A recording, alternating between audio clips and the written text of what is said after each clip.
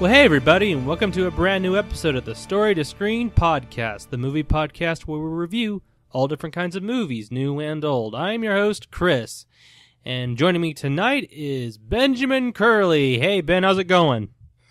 Pretty good. How about you? I'm doing quite well. I am just very tired. I just got over a cold on the weekend, and just trying to relax. And yeah, that's always when colds happen, right? On the weekend when you have a chance to rest. Yes. And, or any days off. Not be working. That's exactly it. Your days off go to, sickness or something else. Yeah. No. I want a clean, healthy body on my days off, and I don't want to get sick at all. Period. That's it. Yeah. Anyway, audiences, tonight we'll be reviewing the brand new Hobbit movie, The Hobbit, The Battle of the Five Armies. Thorin, you gave a promise. You brought upon them only ruin and death.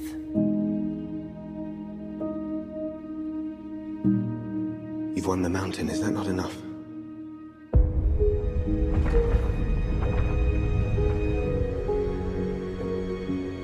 Now, we defend it. I came to reclaim something of mine.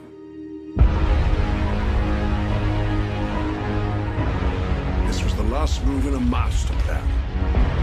A plan long in the making. These bats are bred for one purpose. For war. Leave Sauron to me. What you just heard was the trailer for The Hobbit, The Battle of the Five Armies. It's the third and final part in Peter Jackson's Hobbit trilogy, and for right now, the final Middle-earth film from Peter Jackson's Lord of the Rings universe. So, yeah, Ben, we started the first two a year ago when the first two came out, and now it all started back in 2001, Christmas. Yeah. And for right now, it ended, what was it, Friday? Yeah. So, or Wednesday, whatever day it came out. Yeah, for me, it was like early Wednesday morning, Tuesday night. Yeah. So, why don't we just go ahead and just briefly kind of share our thoughts on the first two, and then culminate that with Hobbit 3. All right, sounds good. First Hobbit film, good.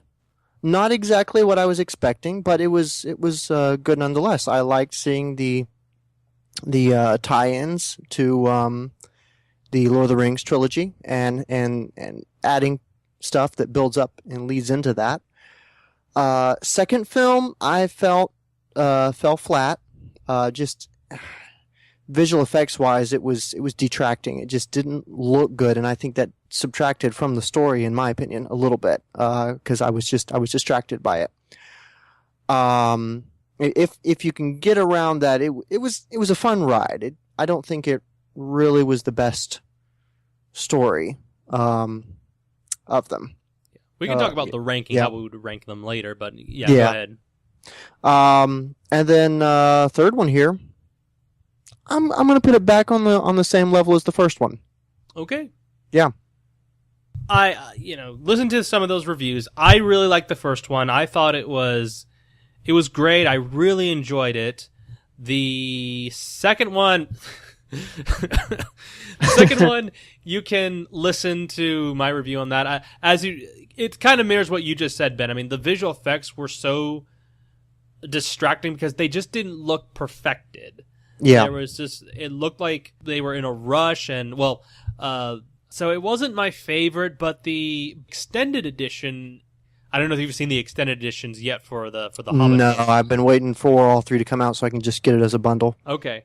And then they kind of help improve some of the things, but but still the problem is there with me for the with the second Hobbit movie, even though the extended cut does kind of help improve certain things. But this third Hobbit movie, I really, really, really enjoyed Hobbit 3. Okay. So, it's not Phantom Menace or anything like that, or Dagon. Yeah. This is probably the most action-packed of all 6 movies combined. Nah. You think so? Well, I think it was the one that had. Well, did you know that this one was the shortest of the 3 or of all 6 films? 2 hours and 20 minutes. Yeah. Okay. But okay. there was just to me, it felt painfully long. But really okay. I'll explain why. So okay. Go ahead. But for me, there was just a very action momentum that was going for the movie, which I really, really enjoyed. I mean, from the beginning of this movie, I mean, you don't have a Smeagol, Balrog flashback fight. It was straight on where we left off last year. Yeah, it was. Yeah, just with the whole Smaug action sequence, and for a movie of that length, for 2 hours and 40 minutes, it was pretty solid. I think there are some problems. I think there's some continuity things, maybe some Lord of the Rings setups that I felt didn't quite work. Some character emotions that I didn't think really worked for me. But the thing that got to me was that this didn't feel like a Hobbit movie. This felt more like a Lord of the Rings movie, which really took me by surprise. I don't know if you noticed that, Ben. Yeah, it felt like they were trying for that. They were trying, okay. To me. Some of the things I had a problem with, it's similar to what you observed, but I took it in a more negative light. You observed that it was very action-packed, and I agree, but at the same time, they threw in too many long dialogue scenes, I think, to really make it be that action-packed, to make it work well. We had some really awkward flashback scenes right at the very beginning that were just painful. It's like, wow, this is going to feel really stupid when you sit down and watch all 3 films together to have these flashback scenes. It's going to feel really stupid to have them in. And then we've got these moments where we're in the middle of a really critical battle and we stop for what feels like 15 minutes to deliver some lines of, supposedly epic dialogue that, maybe they were epic, but there were just too many instances of that where we paused for someone to deliver, a line or a speech or something. Yeah. What moments are you referring to? So just help me refresh my mind. Yeah. Okay. There's one incident that stands out, especially in my mind. And that is when blah blah blah blah. Wow. And that's the other problem with this. Like, you walk away from the Lord of the Rings films and you remember every single one of the characters' names. I walk away from this and I barely remember 3 of the dwarves' names. That's not good either. But Thorin, when he gets over his dragon sickness or whatever the term was for it, I don't recall at the moment. And he comes to the rest of the dwarves and he's like, "All right, we got to fight." There's that scene there where he's talking with him, and it's just so painfully long. Like, dwarves are dying very quickly just outside their wall. They really need their help. And we're stopping so these 2 can just kind of look at each other, and we can take in their, expressive glances and eye conversation back and forth. And it's like dramatic acting. Way too long though. And it just, I think it detracted immensely by dragging out something that it really needed to be cut down, in my opinion, quite a bit. Yeah, I will agree. Here's another thing. You just mentioned the drama. The drama to me in this movie, specifically like Thorin, when he went into the dark side, so to speak, there was something off-putting about it. Maybe because I didn't feel like it was... I mean, I know that we were building up to some sort of tragedy with him and the gold, obviously, but for some reason, I don't know, I don't think I was as captivated by it as, say, something like, with Aragorn's. Well, yeah. Well, yeah. I mean, I don't think it was... did it feel justified? I don't think so. No, I don't think he never came across as this person as a backstabber, like like this. I mean, he basically becomes this paranoid no, individual overnight. Yeah, overnight, and it's like I don't see any build up to that at all. No, and I mean, you can maybe say the moment. You can probably say, well, it was that moment when him and Bilbo were discussing the Arkenstone, and then he points the sword to his stomach. Maybe you can make a case for that. I don't know. I just don't see it happening that quickly. Yeah, in the book, it kind of he still stays the same that he is, but it's not until that moment when he's presented with the Arkenstone, the army presents the Arkenstone, that his demeanor really changes right there. Yeah, I mean, I could see that as a cause for change. Yeah, but then until you hit that point, not really. Yeah, and I just didn't see him like hiding in the mountain when the other dwarves from the Iron Hill come and I don't know, that was just a weird part for me. I just didn't see. I mean, I did see it coming. I just didn't see it building up to like immediately that way. And I just didn't. And to him to turn his back on the people, and well, it was just weird. It just I don't know. It just didn't feel earned or anything like that. I don't know. I have to see the movie. I have to definitely see the movie again. I probably will try to go see it before the end of the week, hopefully, just to kind of help refresh my mind. But yeah, that was just one thing. And then the other drama that I was referring to that I didn't feel work was like the Kili and Tariel stuff. Mm-hmm. That didn't work for me because it's like, where is this whole thing coming from? Yeah. It was like they're there, like what was it? They're like holding hands and like, I know how I feel about you. It's like you barely had any interaction with this chick, and now you're almost like indirectly saying I'm in love with you. I don't know. Yeah. I mean, I honestly think that had a better build up than Thorin. Really? I could see that a little bit easier. Matter of fact, it actually, engaged me a little bit on emotional level. I felt sadness when the inevitable happened. Yeah. So, but it also didn't have enough justification behind it. It wasn't it had more than Thorin, I think, but not quite enough. Yeah, it wasn't. I mean, like, when spoiler alert.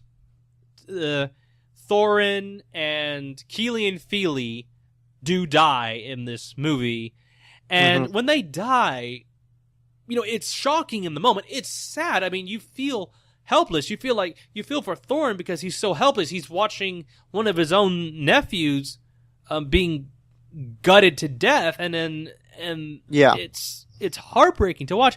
But it's heartbreaking in the moment, but you don't really feel like anything for the character because you didn't really seem to have that much invested time with them like you did with the characters in Lord of the Rings.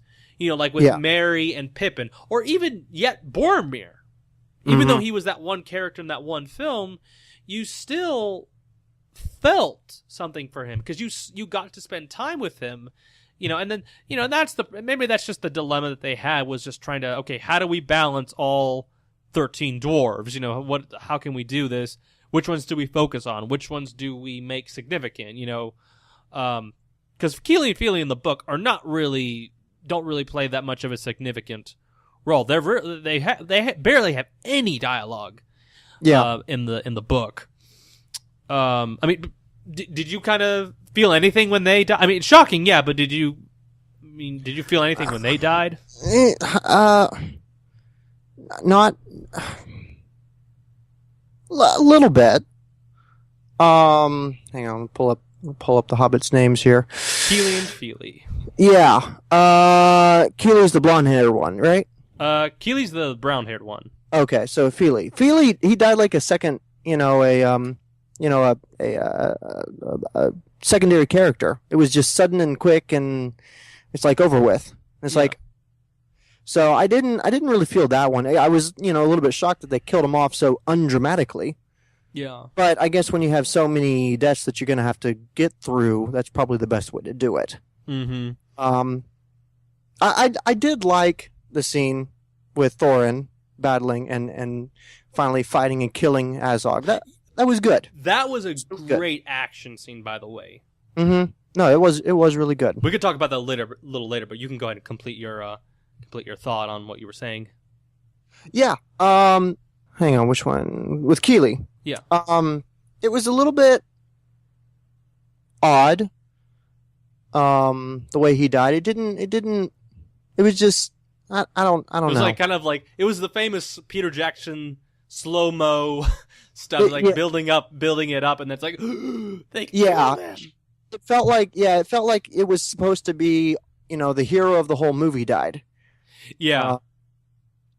Well, maybe not that extreme, but it definitely was building it up to be more than I felt it was. Mm-hmm. But I think it worked because of Teriel. I think with her reaction to it kind of played off. Actually, I thought there for a second they were going to kill her off. Yeah, I thought I heard some rumors as well that were going to lead up to that as well, but I guess not. Yeah, and I probably actually would have liked it less if they had killed her off. I think it actually worked to keep her alive because it actually gave us a little bit of an emotional string to attach, especially with her dialogue back and forth with the Elven King. Mm-hmm. It's like, why is it hurt so much? Yeah, that was a great scene. Because it's real love. Yeah, and it's like, whoa, that's cool. Yeah. And you the cool part was that you kind of how when Thandril, I don't even know if I'm pronouncing that right, but he's kind of a character that has a really interesting past that you find out that he had a wife that was taken from him. And that was really interesting. It just kind of shows you his the demeanor that he has. Yeah. Yeah, it was. It helped give a little more motive to people. Yeah. Look around you! Have you not had your fill of death? Winter is upon us. We must look to our own, to the sick and the helpless. Those who can stand, tend to the wounded, and those who have strength left, follow me. By the way, great Strider Easter egg. I really enjoyed that. Really? I thought it was forced. It felt really forced to me. Yeah. No, it felt like it's like, oh, wow, that was a forced tie-in. It didn't feel natural to me. It could have been cut, in my opinion, because it's like obvious. But he could have said, there's this man. You should go north, go find him. He's got a history or something, but not give us a name. I would have liked that better if they just kind of being a little bit more. If it was more vague, yeah, a little more vague. Kind of, you must help him. Like, kind of, you must help him and to find his own destiny. Yeah, I mean, I don't see Legolas being that kind of individual. See, I would if Elrond had participated in the Battle of the Five Army, and maybe Thandril kind of giving him that line, telling him. Maybe that could work, but I don't know. Yeah, I don't know. Well, one thing's for certain, I do get a sense that there was a lot of things cut from this movie. Because there were some things that, the stuff that are supposedly supposed to set up Lord of the Rings, some things just didn't quite work for me. Okay. Like Saruman, for example. We didn't see his turn. The whole Palantir thing, Yeah, but I honestly, I think I liked that. Because it let us engage and realize on ourselves, it's like, oh man, at this point he's like a total good guy. Yeah. And he's gonna turn. Ooh. It's like, wow, he got it's like he got in over his head trying to take it on alone and he got turned that way and it's But did you get a sense that there was maybe some stuff cut from this movie? There's not I do know there's 30 minutes. I do know there's 30 minutes of footage. Yeah. No, nothing really felt that off to me. Okay. But I do like some of the Lord of the Rings setup. I just felt like they should have done a little bit more with it. I did, yeah. One of the people who went with me did have a complaint that they didn't show Bilbo stopping to get the treasure from the trolls. Yeah, I do know that was one complaint that they didn't put that in. Yeah, and for me, it's like, you didn't need to show it, but they can maybe if they have it, they can put it in the extended cut. Yeah, it's like I wouldn't mind it in there, but I don't think it's necessary. Yeah, I will admit that I wish that they had spent a little more time with the ending, because I think the ending is rushed. Yeah. Because one of the things that, I give Return of the King so much credit, even though it's a very long movie. It took its time with the ending. It's just winding us down after this whole long journey. It's not like let's wrap everything up. That in this movie it kind of feels that way at times. Uh-huh. But with Return of the King, it just took its time, kind of, unraveling the stories, getting us to a good pace, and then beautifully sending us off. And it was a good. Here, it's trying to do it too quickly and too fast, and it's like, I think you did it a little too quickly, and I don't know if the reason why it's too short is because Peter Jackson listened to the whole, they're too long criticisms. Yeah, I don't know. I mean, because for one thing, you almost have to say, because it is a tie-in film, because it's kind of a prequel, we don't want to have that big an ending, because we want people to move over and watch the next, set of films. So you almost don't want to stop for too long, but yeah, I don't know. It could have been a little bit longer. Yeah, yes. Okay. Because I think it could have benefited from that. At least helped get us a little more invested with the characters and help expand some things. So, But by the way, we were just talking about how this film felt more like Lord of the Rings. Mm-hmm. Dude, we got practical orcs, real life orcs on set. Oh yeah. My gosh, that was awesome. To finally see these, these mean, the big orcs and those costumes.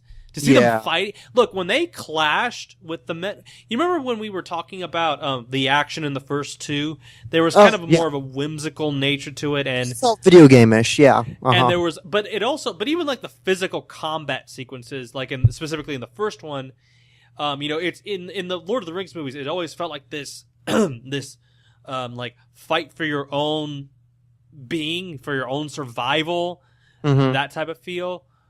Here, in Lord of the Rings, and the first two Hobbit movies was more kind of, as you once put it, was kind of trying to save our skins type of.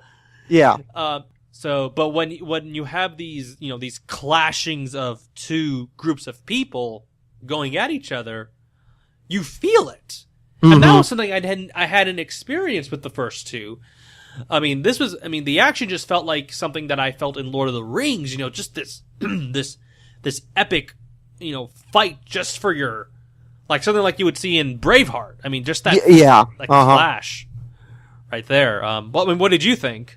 No, it was good. It was, it's been a while since I saw a massive, large scale battle like that. Probably the last time I saw something that, was that good of a battle was probably Return of the King. Yeah. So no, I liked it, and I liked the just the strategy behind it. I mean, it's obvious that they tried to throw in some unique, new technology or different technology to try to add interest. I didn't really care for that too much. The worms or whatever it was. Oh my gosh. Yeah, that. My sister said, "What are those? Those are the creatures, the worms from Star Wars." Yeah, no, right. It's like, yeah, not really feeling it there, but I guess I'll let it slide. But I guess my hope, like, they show that and like, gee, Sauron, you should have used those when you tried to take over Minas Tirith or something. Yeah, seriously. It's like, man, if they had that technology, if they had those kind of armies, good grief. Yeah. I honestly rolled my eyes at that moment. Like, you gotta be kidding. The good guys have the eagles, the bad guys have the worms. Well, remember, birds like to eat worms, but in this case, they're kind of a little too big for them. I think those worms are a little bit bigger. Yeah. But I don't know. I'm actually looking forward to having Cliff on the show when we do the commentaries. And I would love to get his reaction to that. Like, what would his reaction be? Seriously. It was funny. I was thinking about this the other day because Cliff kind of, you remember when he was on, he was telling us about things that he kind of knew about, and the one thing he had some surprises he couldn't spill at the time. Yeah. One thing he did kind of tell us was, do not underestimate Radagast. Mm-hmm. There was nothing in this movie. Let's talk about Radagast. I mean, let's go. Well, first of all, I mean, did you notice anything that made him like truly intimidating, or No, he made like one appearance and one or two appearances, one at Dol Guldur and then one at the Battle of the Five Armies. And they just only showed Baron for only a couple seconds. I was like, oh, yeah. He just does like the skydive, and then he like, Baron Bear transform. Yeah, I know, right? Radagast didn't really do much of anything. I thought he was gonna kind of do the thing that Galadriel did in the movie, where she goes into her own. Oh, I know, right? That was cool. That was cool. That was cool. By the way, great to see Saruman fight. That was amazing. That was the best. Honestly, that was the best battle scene in my opinion. Really? Okay. I mean, that was the one that grabbed my interest the most. To be able to see these legends fight, and take on opponents of a completely different level. Yes, the ring race. I mean, that was awesome to see. It was cool. Seeing Agent Smith go up against some ring race. That's awesome. I know, right? That was cool. I wish they had shown more of those characters. Yeah, I know. Nine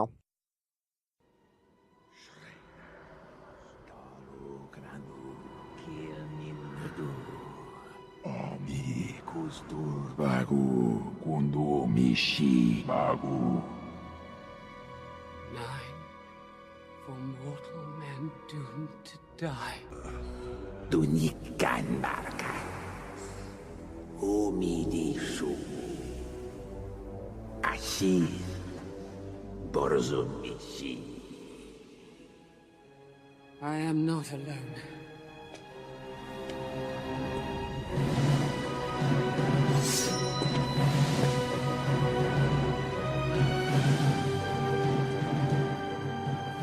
Are you in need of assistance, my lady?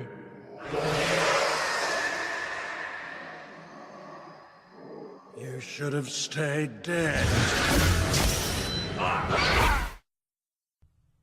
One of my biggest things that Bilbo in this movie, he kind of gets lost in this whole story for me. And it's not until the ending that he finally gets a bit of a resurgence.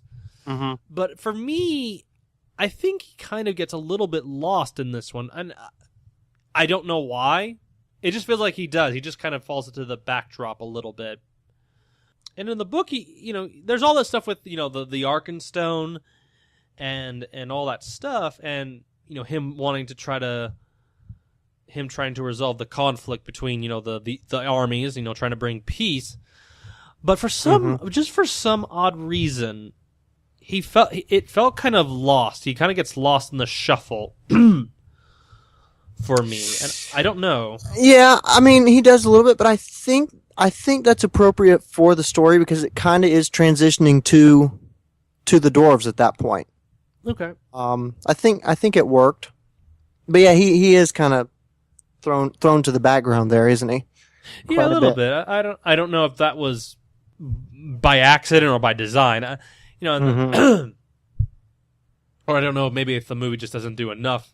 If the movie does enough with that character, it was just kind of a weird turn because I mean, there are some good moments. Don't get me wrong. There's some really great moments. I mean, like the moment when the dialogue scene between him and Thorin, about home, and the whole little acorn scene, which that was kind of a little weird. I thought he was actually going to reveal the One Ring to him actually at that moment. Yeah, I know, right? But I do like how they did it because it shows that the ring is slowly taking hold of Bilbo. Even at that point, it's slowly pulling him in. Especially, So you see that more towards the end when, like, at his Martin Freeman's final shot. Yes. Yeah, you do. It was incredibly entertaining to see Legolas finally run out of arrows for once. Yes! Yes. I think he actually loses all his weapons. Yeah, he pretty much does at one point. Yeah, he runs completely out of weapons, and that was hilarious. Oh man, yeah, that was everyone just started laughing because that's been a joke throughout the original films was, man, he does not run out of arrows at all. I know, right? Yeah. No, that was good. And then Dane, did he not look CG to you? You too? Mm-hmm. My sister said that. I'm trying to look, and I'm trying to determine if he actually was a fully CG character or not, but he didn't look right. I just don't think they did enough with that character. It was just like, hey, I'm here, and then it's... Yeah, I know, right? Yeah, it was just kind of weird. I don't know. They didn't really do enough with that character. But you mentioned... yeah, I don't know. He didn't look CGI to me. He looked incredibly CG to me. He just looked way over the top in terms of his makeup, maybe. Yeah, yeah, I guess that would do it too. But something, just the hair didn't look right, and then his cloak seemed to just lay funny. Huh. It looked really CG to me, and I haven't yet been able to determine if he was or not. Well, we'll wait till we'll see when they release the bonus features. Yeah. But you mentioned Legolas a little while ago.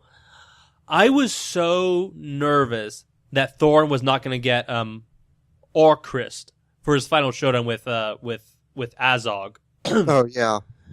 So when Legolas is there fighting one of the orcs, that one orc is about to kill him, he throws the sword at the orc, and then that enables Thorin to have the sword, Orcrist. I'm like, oh, yes. I was so giddy at the moment. I'm like, yes, please, please throw Orcrist, because I was so worried that he was not going to have it for the final showdown. And when he finally got it, I'm like, yes, Yeah, I know, right?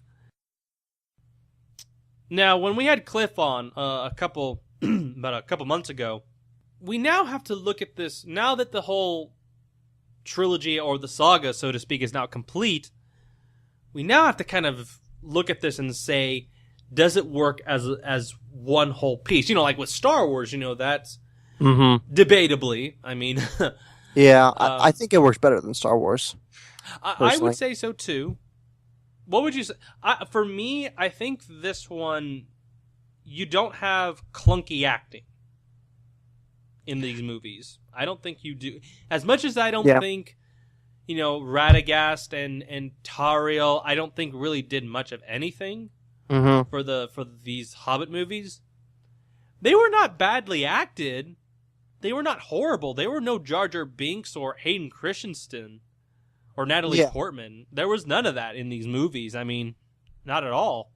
But as a whole, I want to watch the third, the extended edition, and then really judge it from there, because that's where I really feel like it will then be a truly complete, one whole piece, because right now we only have 5 extended editions, and this upcoming, the third one will once it's released, 30 minutes apparently. So I think I will judge it then. But I think right now, looking at it as a whole, I think of course the original trilogy really stands out. These Hobbit movies are more a mixed bag, but do they help set up Lord of the Rings? I can't really answer that question quite yet, because I want to see the extended edition of Hobbit 3, because I think that's where I think certain things are going to have to be improved upon or help some things a little bit. So Mm-hmm. We'll have to wait and see. But as a whole, I think it could work. I mean, if you don't really think about it, if you're really kind of approaching it with, very minimal expectations, where it's not like where you're not really paying much attention to everything. It's like, well, why don't they set up this? And, well, they forgot to set up that. So, they forgot to set up this, so it doesn't work. Haha.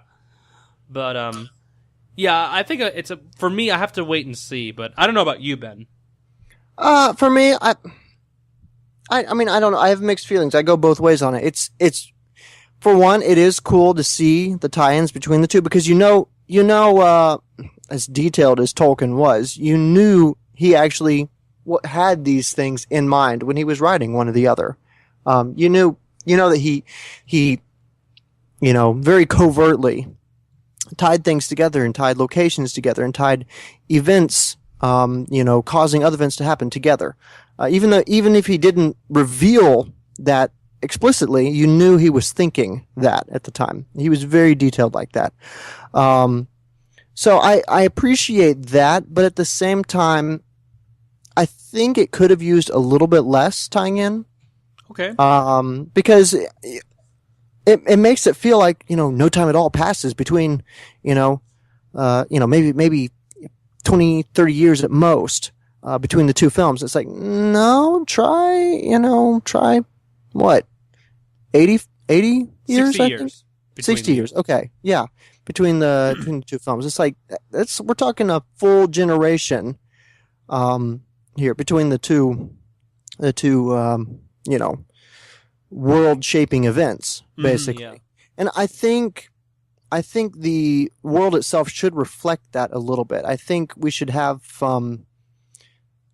it should just feel a little bit different because there's such a drastic gap in time.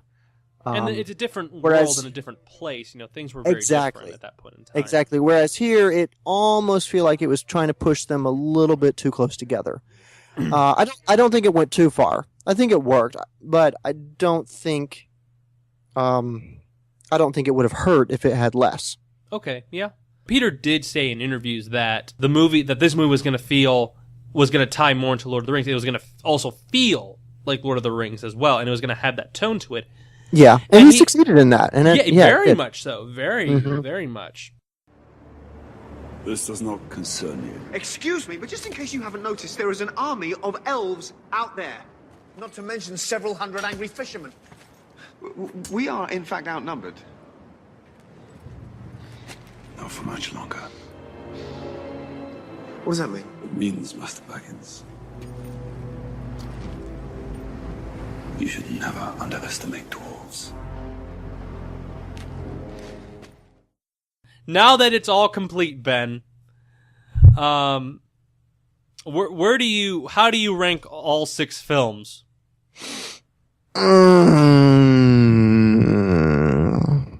Starting from, do you want to go from bottom to top or top to bottom? Let's go top to bottom. I think that. Well, I don't know. I don't know which is easier. I guess we go from top to bottom, but yeah, I think top to bottom. Top. Return of the King for you. Fellowship, Two Towers, Unexpected Journey, Battle of Five Armies, and then Desolation. Okay. For me, Return of the King, Fellowship, Two Towers, Unexpected Journey, and Battle of the Five Armies are neck and neck for me. Okay. Yeah. It's yeah. They're both so good, but they're really different from each other. But I really like them a lot. And then Smaug is the bottom of the barrel for me, unfortunately. Mm-hmm. I think it's got some cool stuff in it, but it's visual. Yeah, it effects. does. It's a fun ride. Is all I can say about it. It's a fun ride, but it didn't really push any boundaries. Tell a good story, or it didn't. There were no points that it excelled at. Yeah. Honestly. Yeah, I mean, there were some moments. Again, it was just the visual effects. You weren't buying into this world, and that was what was distracting about it. Yeah. But yeah, man, we're gonna go ahead and wrap it up here. I mean, man, How long's it been? 15 years? Yeah. Well, no, not quite that long. 14? I think, yeah. 2001. 13, 14 years, yeah. Yeah, 14. It's... Now, I will admit, leading up to this movie, it wasn't as, like, emotional for me as Return of the King was. But I am sitting here, like, I wouldn't mind seeing Peter Jackson have another go at another Tolkien work. Which he himself has said he would be happy to do it. I mean, like, in interviews, he did say, like, at least in this universe that he's created with Lord of the Rings, it would feel weird to have another filmmaker. Yeah, I agree. And in a morbid way, honestly, that's kind of how I feel about Star Wars in the same way. I feel weird, even though George Lucas kind of botched it up with the prequels, I still feel weird having someone else at the helm. And I would feel the same way about Lord of the Rings if someone other than Peter Jackson took the helm to do another film. It would feel really weird. Now, I wouldn't mind him maybe, like, being an executive producer, like, kind of saying, okay, you can do your thing, but you have to keep within my universe that I've set up. You know what I mean? Yeah. Like, again, like the Silmarillion. What was that again? That wouldn't be too bad. Yeah, like Silmarillion. Like, I know that's not going to work as a film. That is just impossible for a film. But well, that's what they said about the Lord of the Rings trilogy. But this is a different type of book. I mean, this is, again, like, this is the Bible. But this is the one that I think that you could definitely do, like, a TV series, and that can go on for many, many seasons. That's probably like a 10-season show right there. Yeah, Silmarillion, and that could be a very excellent companion piece to what Peter Jackson has done with these films. Oh, definitely. That would be nice. Yeah. And I think it's possible. I mean, the problem is, the Tolkien estate. So, I mean, I see that being very lucrative right now with shows like Game of Thrones. I see that, because obviously people really dig that style. Yeah. That genre right now. So it would be very lucrative if the Tolkien estate released that. Yeah. And I would definitely tune in. I mean, if they get that show on the air, I would be on there watching it, day one. And if it goes on for a long time, I'll be happy to watch it. I mean, that's just something that, just this universe that you've created is a very lucrative setup. I mean, you can make a ton of money off of this, but if the passion is there to do more in this universe, I say go for it. I mean, and I think right now, Peter should kind of go on and do his own things.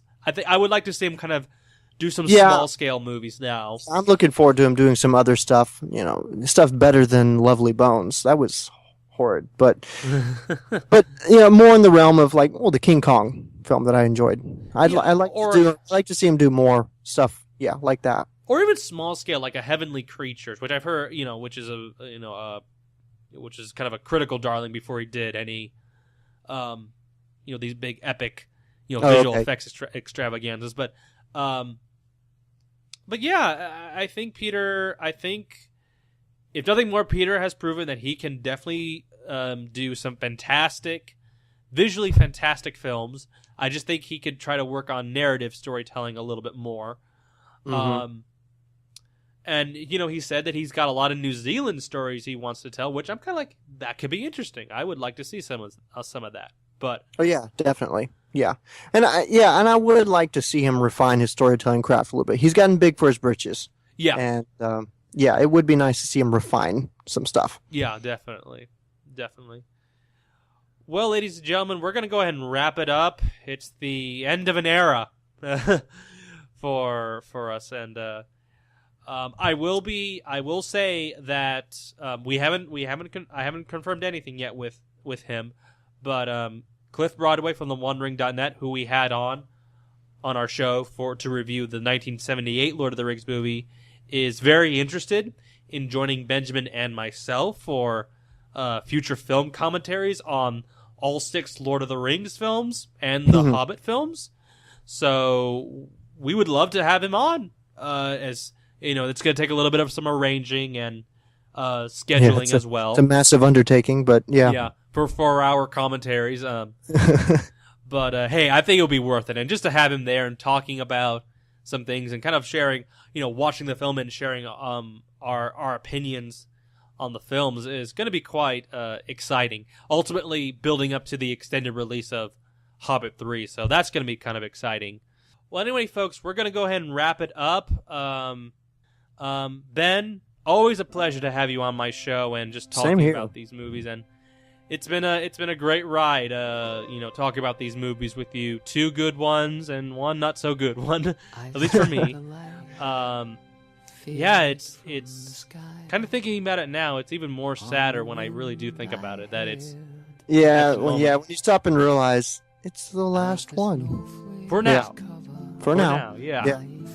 But hey, we've got hours upon hours that we can rewatch. Yeah. And then marathons. I mean, think about this. Like, this is going to be a 24-hour movie marathon right here. Oh, yeah. But anyway, we're going to go ahead and wrap it up, folks. So thank you very much for listening to us. Please check us on Facebook and on iTunes as well. On behalf of Benjamin Curley and myself, have a good night, everybody, and take care. Cheers. Over hill and under tree, through lands where never light is shone, by silver streams that run down to the sea. Under cloud, beneath the stars, over snow on winter's morn, I turn at last to paths that lead home. And oh, where the road then takes me, I cannot tell.